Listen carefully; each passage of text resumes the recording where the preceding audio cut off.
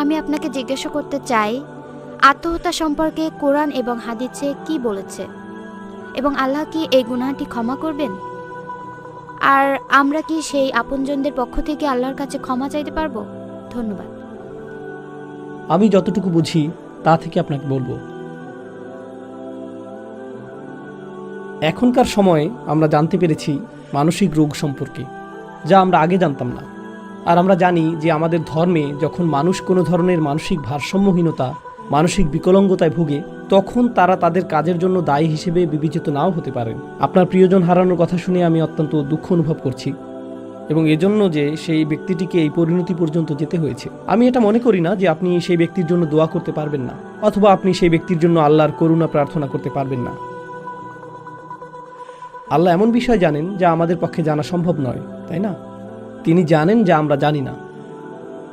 আর কয়েকটি হাদিস